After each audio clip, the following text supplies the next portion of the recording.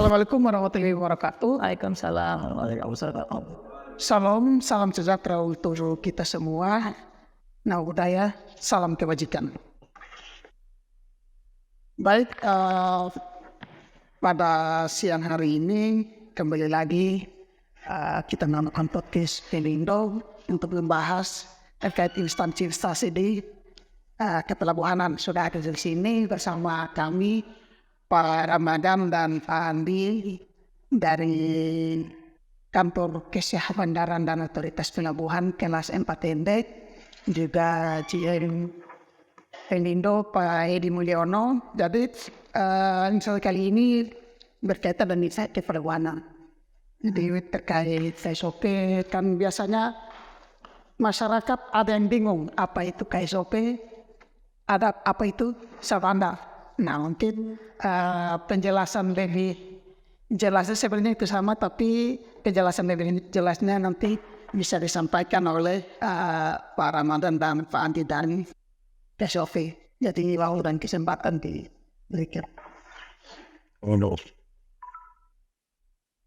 Baik, terima kasih Pak John. Hari ini suasana berkumpul memberikan wacana kepada masyarakat sehingga mereka lebih paham apa yang dimaksud dengan atau mengetahui itu apa Sabandar atau Kantor Kesabandaran dan Otoritas Pelabuhan kelas 4ND yang sesuai dengan hari ini sesuai dengan keputusan Menteri, yaitu keputusan Menteri nomor 76 tahun 2018 terkait dengan struktur organisasi dan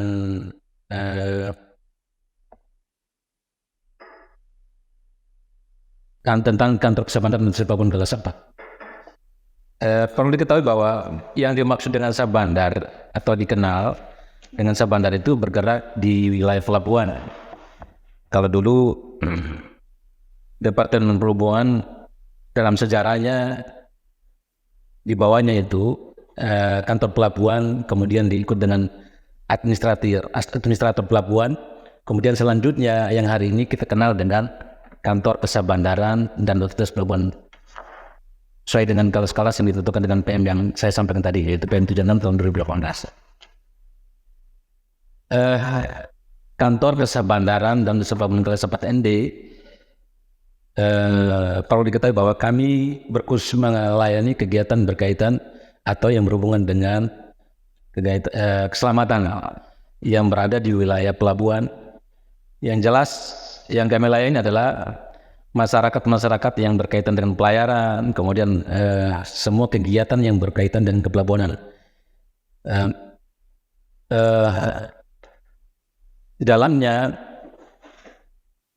fungsi optimal adalah penyelenggaraan semua bentuk kegiatan bongkar muat, debarkasi penumpang, dan optimalisasi yang berhubungan dengan kegiatan kepelabuhanan.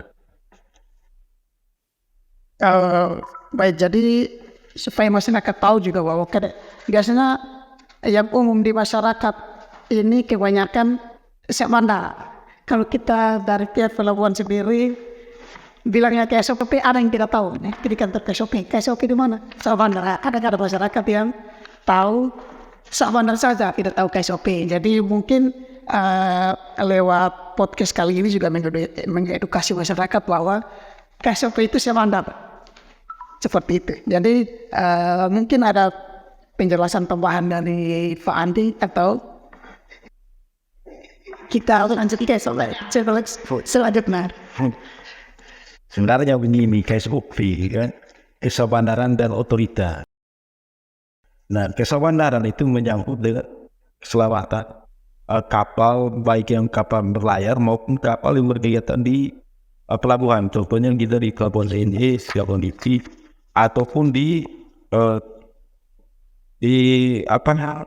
Pertamina. Jadi seperti itu. Nah, kalau otoritas pelabuhan menyangkut dengan kegiatan kepelabuhanan. Nah, kegiatan kepelabuhanan itu ya kita di dalam kegiatan kepelabuhanan itu Nah, karena kita nih pelabuhan Ende termasuk pelabuhan yang dioperasionalkan secara komersial, jadi kita di darat tuh ada Pelindo. Jadi perbedaan antara Pelindo dan KSOP, nah KSOP itu sebagai regulator, artinya pemerintah di dalam pelabuhan. Nah, kalau Pelindo dia bertindak sebagai operator, artinya yang mengelola pelabuhan. Nah, itu sebenarnya perbedaan. Karena kan di dalam pelabuhan sendiri kan ada institusi lain lagi, ada BP3, ada karantina hewan, karantina tumbuhan, termasuk kesehatan pelabuhan. Nah, di dalam situ juga di pelabuhan kan orang mengenal hanya ada beberapa lagi yang bekerja di dalam pelabuhan. Ya, ada PBN, ada perusahaan pelayaran, ada juga JVT dan perusahaan bongkar muat, PBN. Nah, seperti itu sih ya. Seperti bedanya kita dengan bandara. Kalau bandara yang sudah dikelola secara komersial begini, ada Angkasa Pura. Mereka kayak kita di NTT sini baru berapa sih yang punya Angkasa Pura, termasuk juga dengan KSOP. Kita di NTT ini yang punya KSOP hanya pelabuhan, Jakarta, pelabuhan Lawrence Mele, pelabuhan Bali, ada pelabuhan ini. Nah, mungkin seperti itu. Tadi mungkin kita rangkum tadi itu KSOP itu kan orang kadang ada sisi sabandarnya, ada sisi otoritasnya. Ketika kita bilang otoritas tadi itu yang seperti dikatakan Pak Andi sama Pak Hamdan tadi itu pasca Undang-Undang 17 tahun 2008. Jadi fungsinya KSOP yang ada otoritasnya itu di undang-undang, jadi KSOP itu mewakili pemerintah sebagai penyelenggara pelabuhan. Nah, kita BIP, Badan Usaha Pelabuhan, makanya ada yang dari kepanjangan tangan dari Departemen Perhubungan, terutama Dirjen Perhubungan Laut itu di pelabuhan itu ada dua, ada PP ya Mbak Mia, ada PP, ada KSOP yang sudah punya. Cuman kadang untuk melingkupi ini ada daerah lingkungan kerja nih. Kayak tadi dibilang sama Pak Andi itu, nah Pertamina itu tetap harus melaporkan masalah kesambandaran dan pelabuhannya kepada KSOP seperti kita juga. Cuman karena mungkin dia KKS ya, terminal untuk kepentingan sendiri sama DPC. Mungkin melanjutkan ke pertanyaan selanjutnya terkait tugas dan fungsi KSOP dan juga Pelindo. Itu mungkin pertama-tama dari Pak JM ini kan tanpa ada Pak Andi sudah saya akan ke dari Pak JM dulu tugas dan fungsi Pelindo, setelah itu dengan tugas dan fungsi dari KSOP sendiri. Kami di Pelindo aja ya, Pasar ya, Badan Usaha Pelabuhan, ini sama Pak Rana. Jadi saya hendak tarik ke belakang dulu. Jadi dulu kita itu orang Pelindo, BP, Pelabuhan Indonesia itu sebelum itu ada Perum. Tarik lagi ke belakang itu ada PN, perusahaan negara. Sebelum itu, jadi kita memang satu kata dari Departemen Perhubungan. Jadi kalau Pelindo itu cikal bakalnya dulu dari Dinas Usaha. Kalau KSOP atau Aktel sebelumnya itu Dinas Kesambandaran. Jadi ini di dalam satu kantor. Jadi senior kita dulu NIP-nya sama dengan mereka. Mungkin kalau nggak salah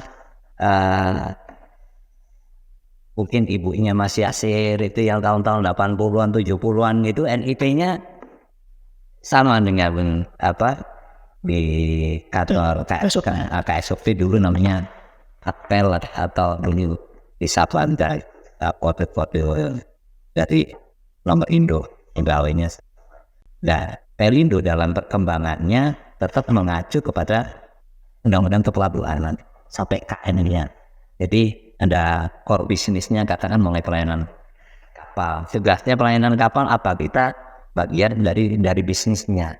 Dari pelayanan kapal, dari KSOP tadi ada sisi sabandarnya. Jadi ketika kapal masuk, memberitahuan kepada KSOP, tembusannya Pelindo. Nah, Pelindo untuk mengurus biaya ke negaranya, KSOP juga ada biaya, mungkin BNPB ya. Ya ada nih, di situ pemberitahuan sama ada semacam registrasi ya Pak ya.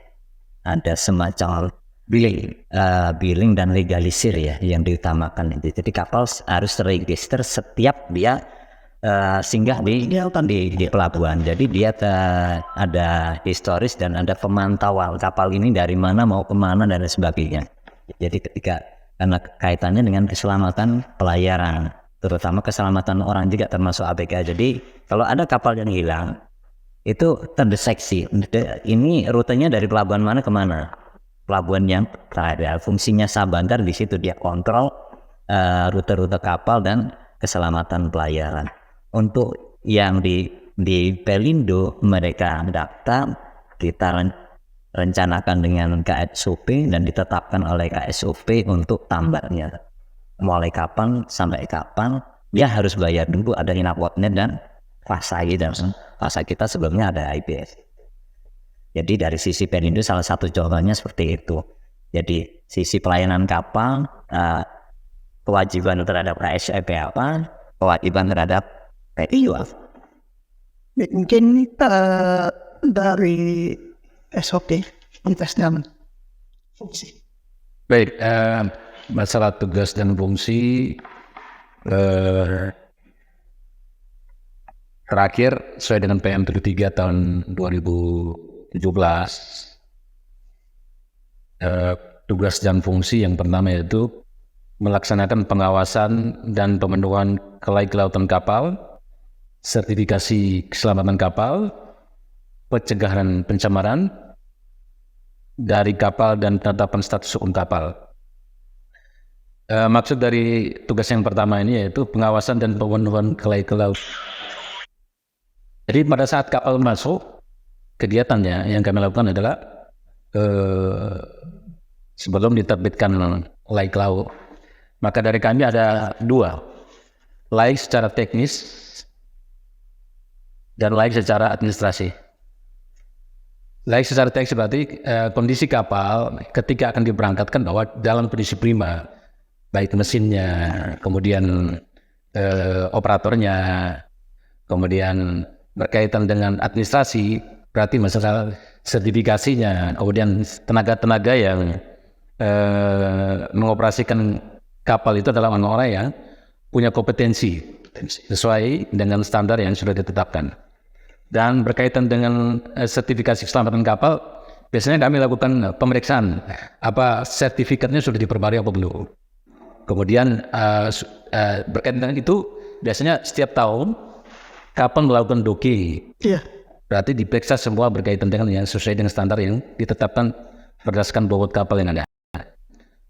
Kemudian berkaitan dengan pencegahan pencemaran, yang kami lakukan adalah optimalisasi pelabuhan yang kita punya di ND termasuk Pertamina dan TOPS ya.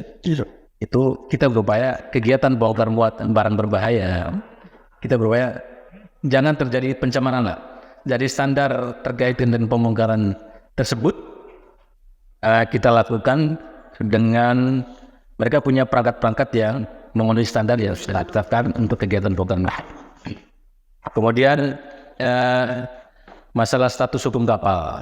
Status kapal sesuai dengan ini, itu Kementerian Perhubungan punya tenaga teknis untuk melakukan pemeriksaan.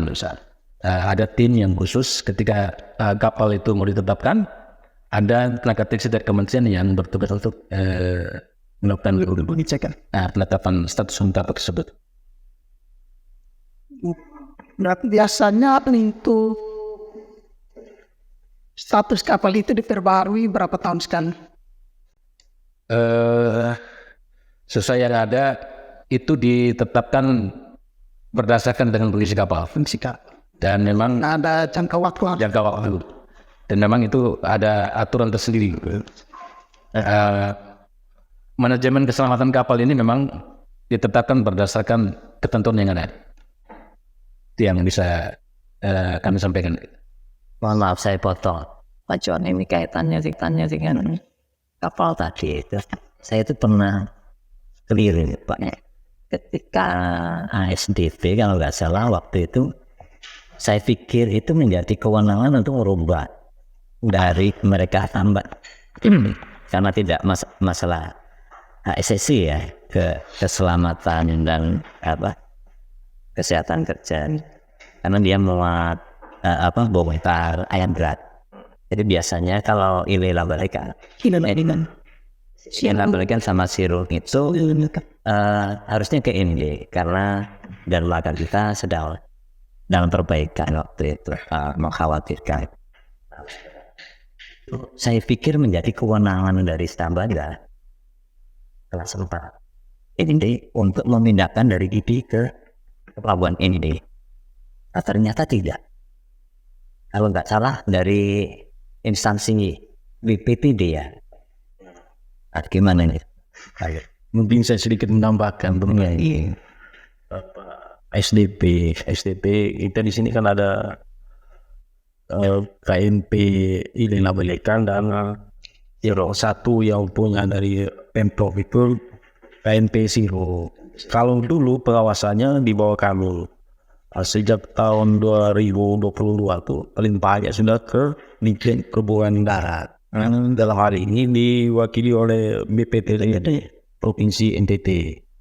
Nah, kemarin dia masih melakukan kegiatan di Pelabuhan ND maupun Pelabuhan IP karena pelabuhannya belum jadi, dermagannya belum jadi. Nah, sekarang karena dermagannya sudah jadi, mereka lakukan kegiatan bongkar muatnya di pelabuhan sendirinya mereka.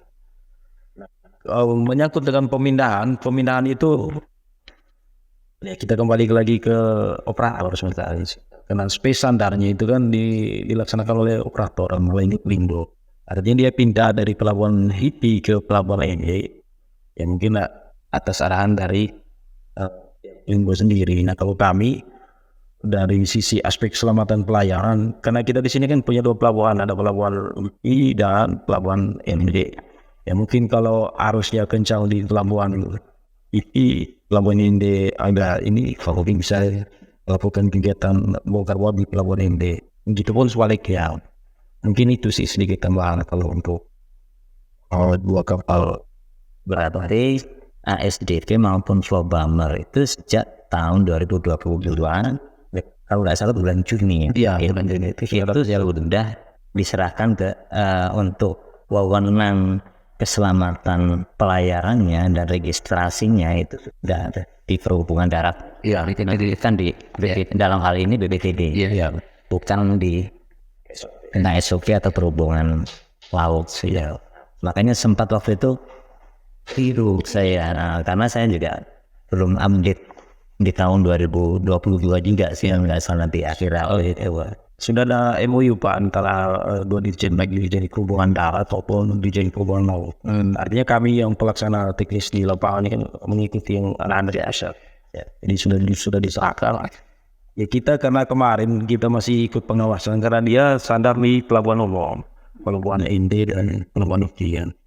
Tidak ada kegiatan standarnya dia kan kita juga harus mengawasi karena di pelabuhannya kita.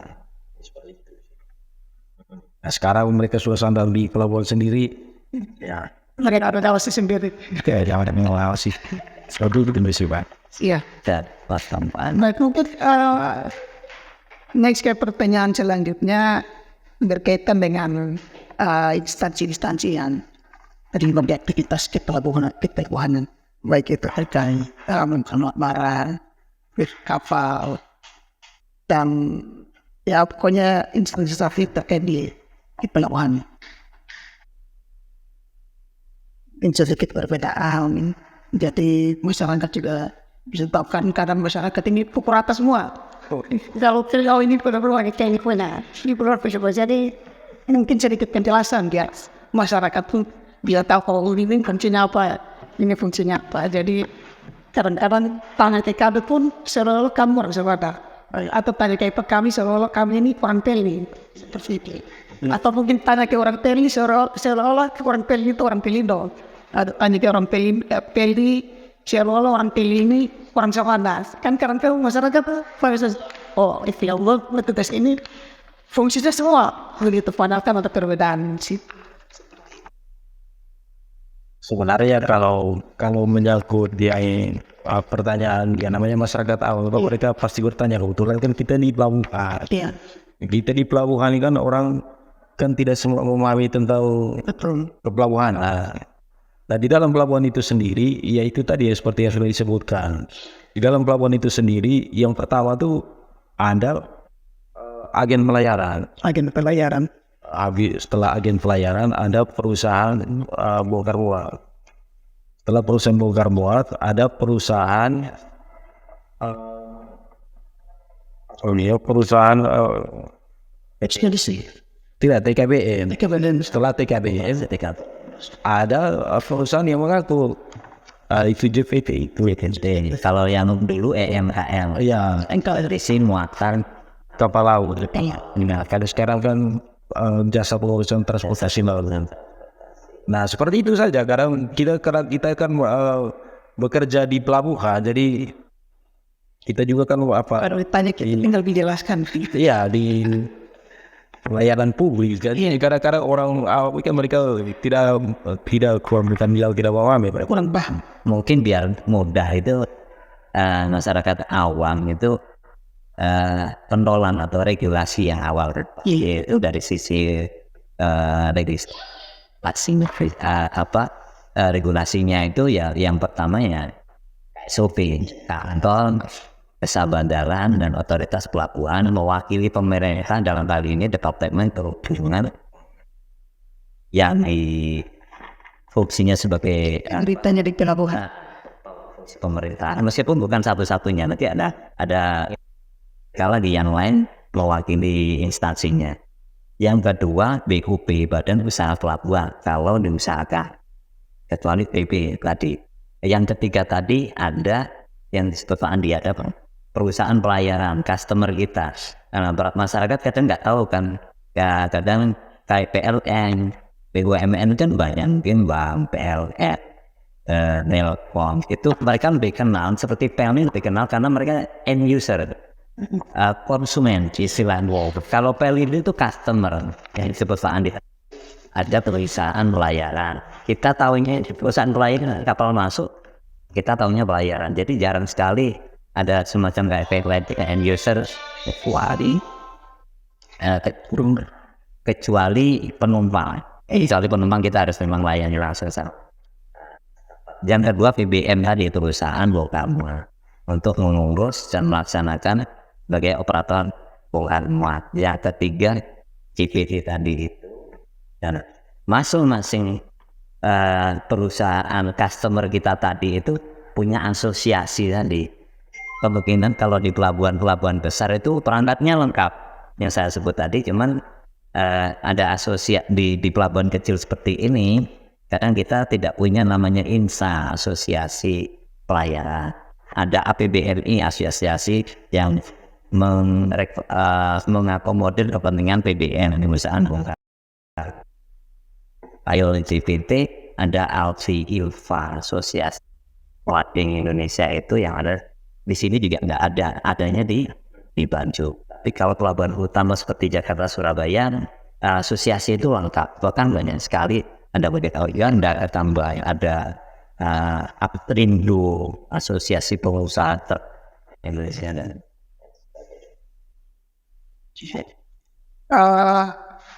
Mungkin pertanyaan terakhir pada siang hari ini terkait kita baru saja habis pelayanan posko Nataru.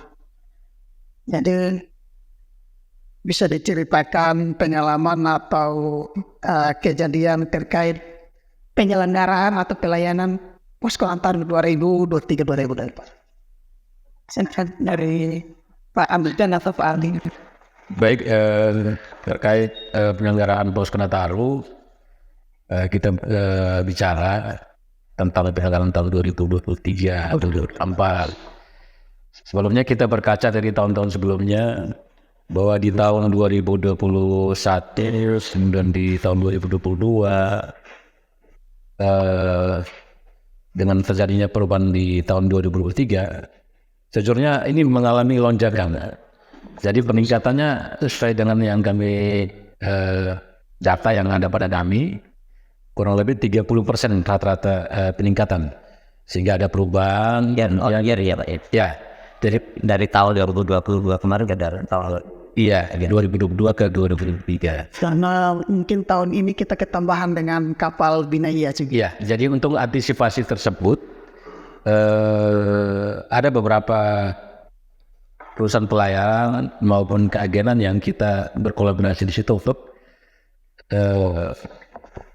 mengurai terjadinya peningkatan penumpang yang begitu banyak dengan beberapa perusahaan seperti Pelni, kemudian Dharma Rucitra yang menjadi PR sebelumnya. Iya. Kita mengalami terjadi penumpukan penumpang, kemudian terjadi antrian yang panjang, kemudian waktu juga kurang timing waiting time itu terselenggaranya mengalami kendala.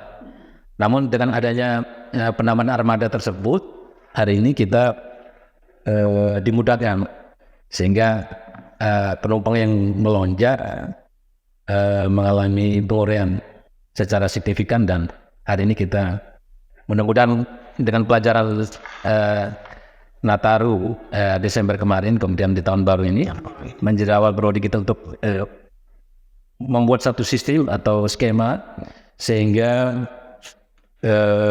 menghadapi Idul Fitri maupun Nataru berikutnya kita lebih siap, Sudah punya ancang. sehingga masukan-masukan yang positif bagi kami dari kantor Kesehatan Bandaraan, dan saya pikir semua yang ada di insan pelabuhan lebih inovatif lah, Betul. sehingga memberikan pelayanan yang optimal kepada masyarakatnya kabupaten yang ada di Kota ini. Mungkin ke depannya kolaborasi antara kita insan pelabuhan bisa lebih ini sekarang sudah baik, dan doa kita bersama itu tambah baik. Itu tanyain, tanya kesimpulan tidak nanti dipotong. Tanya kesimpulan tidak. Yes. Ada pertanyaan tambahan tidak? Ada pertanyaan tambahan mungkin dari bapak-bapak yang di belakang kamera. Om Hamdad.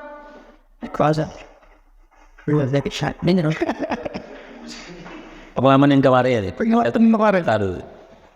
Kemarin ada program gratis dari Oh tidak.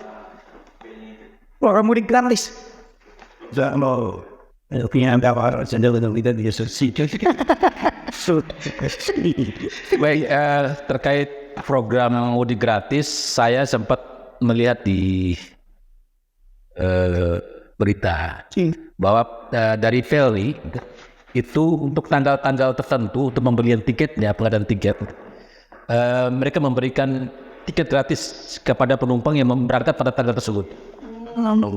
Jadi dari Pelni memberikan tiket gratis. Jadi ketika kita para pemakai jasa, pengguna jasa mau berangkat misalnya di tanggal-tanggal yang sudah ditentukan sebagai rencana mudik gratis, contoh sesuai dengan ketentuan yang ditetapkan oleh PT Pelni, maka mereka memberikan tiket gratis pada saat pembelian ya, di tanggal tersebut. Saya pikir waktu itu tiket gratisnya untuk lansia dan anak sekolah, tidak? Tidak, secara umum ini. Jadi semua pengguna jasa sesuai tanggal yang ditentukan. Jadi hanya tanggal. Misalnya saya mau berangkat nih dari ND ke tujuan Surabaya. Itu menentu misalnya kapal abu di tanggal 15 Januari misalnya. Itu pembelian di tanggal itu diberikan Rp0 dengan pemberangkatan gratis sampai tujuan saya. Begitu. Jadi tidak ada insentif terhadap armadanya dari pemerintah maupun BUMN, tapi ada ini. Iya, dari artinya sebagai bentuk apa ya? pelayanan publik yang Pelayanan publik memberikan pelayanan kemudahan, bonus kepada masyarakat terhadap kegiatan yang mereka selenggarakan gitu. ya. Mungkin ada ini Bang Jor tadi belum kita masih bahas KSOV sama VD itu. Ada instansi-instansi yang lain tadi itu ada BBM. Tapi saya mungkin mau tanyakan Pak Ramadan, Pak Aldi, instansi pemerintah, regulator juga itu selain di KSOV yang di pelabuhan bisa disampaikan mungkin di sini. Kan katanya udah karantina itu apa sih itu? Iya, sedangkan ada antar kesehatan di pelabuhan, kan regu sudah kelihatan juga. Terus nanti sudah ada gambaran pelabuhan, ada apa? Ada yang di pelabuhan utama kan lengkap tuh. Nah di sini mungkin tidak ada. Ini kurang apa? Maksudnya seperti apa? Dan instansi ya Yang bergerak di pelabuhan. iya, no. Sudah ada fungsi. Dari pemerintahan. Tadi pelabuhan sendiri kan ada juga KP3 dari unsur kepolisian. Yang polisi sampai 3. Ya KP3 laut kan. Tadi kan di bawah Polres. Terus ada juga dari kesehatan kesehatan pelabuhan, Kalau kesehatan pelabuhan. kantor kesehatan pelabuhan pun menyambut dengan kesehatan daripada pertama penumpang dan kedua yang di dalam kapal itu. Di kapal maupun di darat ya di kontrol asimnya. Tidak. Iya, dan di kesehatan pelabuhan. Nah, kalau ada juga institusi lain itu karantina hewan dan karantina tumbuhan. Artinya, ya karantina tumbuhan. Artinya segala macam jenis hewan maupun tumbuhan yang dari Denmark ke ND harus melakukan kontrol polisi Atau badan deteksi penyakit dan hama gitu. ya seperti itu. Biaya cukai. Ya. Di sini nggak ada. Di sini tidak ada, kan kita di sini cuma kurang. Ada juga imigrasi itu kan karena di sini kita Domestik ya, domestik. Kecuali ketika ada kapal lain, kayak kemarin kapal cruise maupun kapal ada yang dari kapal kargo, tapi yang dari Cina kemarin juga, nah pasti ada imigrasi ya. pasti ada itu langsung itu mereka. Lagi sanksi pemerintah yang lain. Kapal yang kecil buat warga Si, Gitu. ya. Kalau berkaitan dengan navigasi, itu masalah navigasi keselamatan pelayaran, berarti itu ada beberapa item, termasuk navigasi yang berkaitan dengan kolam lain, ya. Berarti ada hal-hal yang berkaitan dengan perempuan. Kemudian yang berada di pinggir pelabuhan seperti lampau. Dia ada lampu pelabuhan. Kemudian biasanya di pulau-pulau terluar, yang pulau-pulau yang dilintasi, itu namanya menara suar.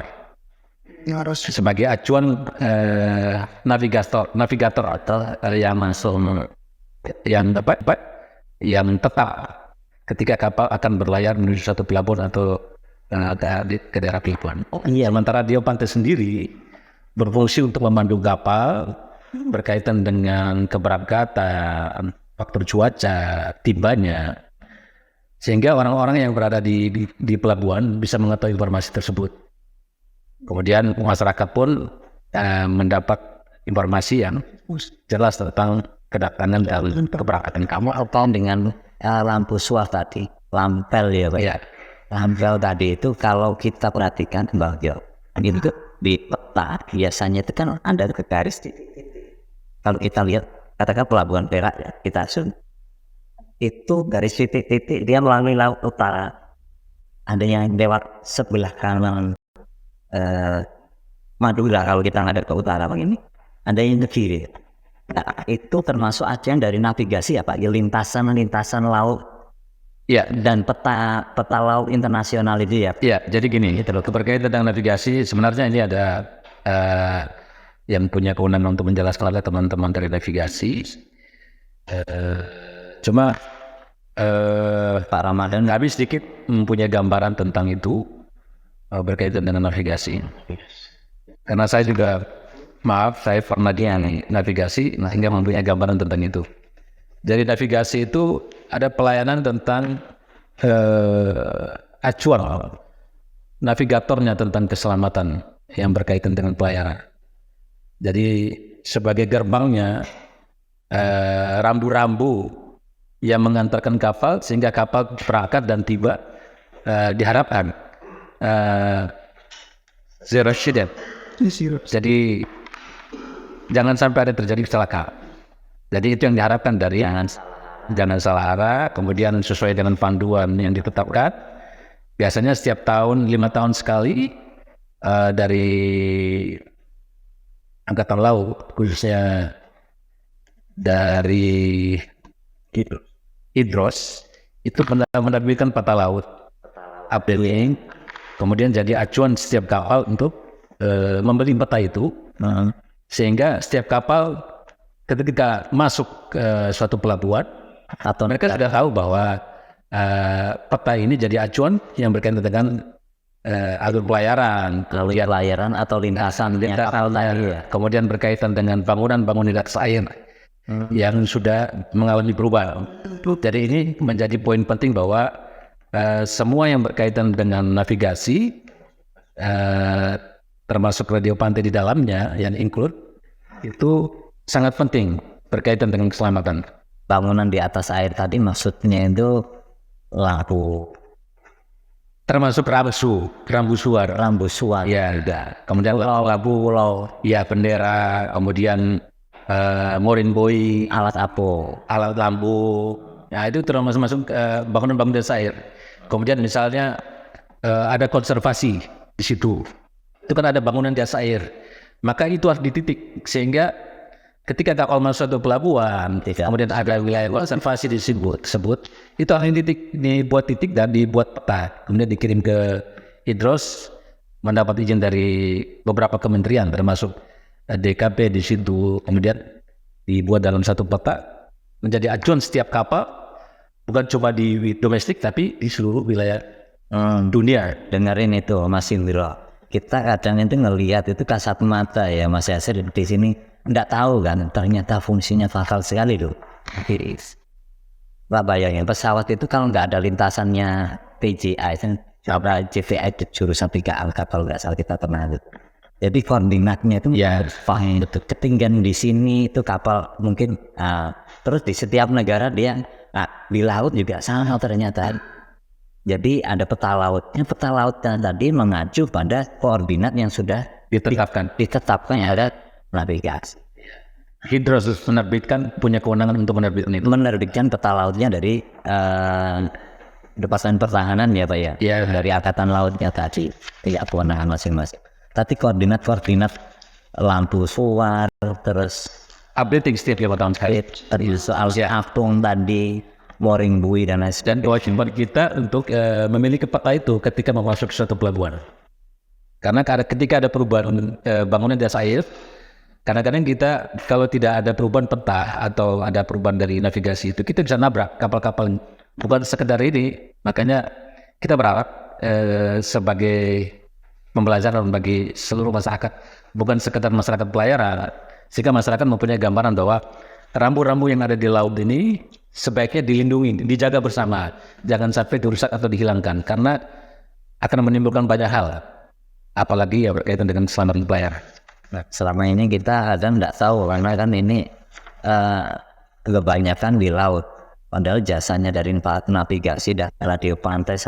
Kalau radio pantai itu dari sisi komunikasi hampir sama dengan bandara. Ternyata jasanya besar sekali navigasi. Kita bayangin sekarang kalau di kota besar biasanya pakai Google Map kalau di sisi darat ya. Sebagai pemandu kita, kalau kita datang ke suatu kota, senjata kita kita itu Google Map, cari posisi. Lah di sini ada navigator itu di Stasiun radio pantai. di stasiun radio pantai Iya. Bala Bali. Nah, satu dibawahi dengan, kalau di sini di distrik navigasi kelas 2 Pukmang dari kantor sentralnya, di induknya di Staf Pukmang. Sekarang ini kelasnya kelas 2. Wah, Ya. itu navigasi, radio pantai, ada polisi air, Air, ya. for air, Kemudian ada SAR di situ. SAR juga ya Pak ya, yang berkepentingan di pelabuhan ini.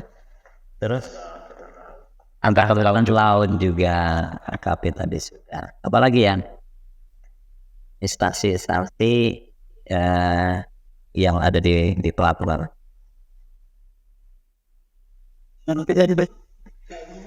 Di eksis memang ini, tapi kalau kita paling tidak ada gambaran di pelabuhan besar itu. Ada INSA, ada ini, Ya, ada beberapa. asosiasi-asosiasi yang Ya, sudah besar, benar besar. besar itu yang tadi saya. Oke, lanjut Bang Jat. Paling tidak memberi gambaran umum itu bahwa di pelabuhan tidak hanya kita berdua. Banyak kan teman Sabandar, Pelindo, Sama. Sabandar apa kadang masuk kantor Sabandar keliru itu masuk kantor Pelindo keliru Sabandar. Mana? Kesalahan. Tidak otomatis. Kita lihat apa itu deh kawan. Sudah ditiket lagi, beli tiketnya Pelni ke Pelindo lagi. Itu bisa banget. Tiga brand. Jadi mungkin itu sedikit gambaran tentang Bukit Pelabuhanan biar masyarakat pun sedikit dapat edukasi. Jadi terkait Savandar, Pelindo dan keagenan atau stakeholder yang ada di wilayah pelabuhan. Mungkin podcast pagi ini, podcast yang ini cukup sampai di sini. Jadi jika ada sesuatu yang Tapi saya bakal berikutnya dari titik Pelni mau nggak coy? aktif dari podcast berikutnya kita membahas tentang ini ya anda tahu nanti kalau dari Dharma Lautan Utama BLS. sama-sama operator mau join enak dan lebih santai. So dari bisa jadi nanti itu mengungkapin juga keluhannya apa, masukannya apa juga dari tiga. Siap. Jadi mungkin saya rasa cukup. Terima kasih Pak Ramadan dan Pak Andi sudah hadir di podcast Pelindo. Kali ini kita tunggu di podcast selanjutnya jika ada membahas tentang kepelabuhan. Ada kesimpulan sebenarnya. Oh ya, silakan. Sebelum ditutup nih. Siap sebagai penutup. Kesimpulan sebagai penutup. Kesimpulan saya, kami dari kantor Kesah Bandar Indonesia berharap setiap stakeholder yang ada tetap mempunyai semangat kolaborasi sehingga kita dapat mengoptimalkan kegiatan yang ada di pelabuhan. Tujuan kita bahwa kita berharap keselamatan, kemudian kenyamanan penumpang maupun barang yang ada berjalan dengan baik dan masyarakat merasa terlayani. Dengan kita berupaya optimal ini mendapat dukungan dari semua pihak yang ada, kemudian masukan dari masyarakat. Ada hal-hal yang mungkin menjadi koreksi ke depannya agar kami lebih maju sehingga mengambil langkah yang lebih baik untuk dalam rangka peningkatan pelayanan publik. Siap. Terima kasih kesimpulan. Mungkin saya tutup podcast pada siang hari ini. Assalamualaikum warahmatullahi wabarakatuh. Salam yang budaya. Salam kebajikan.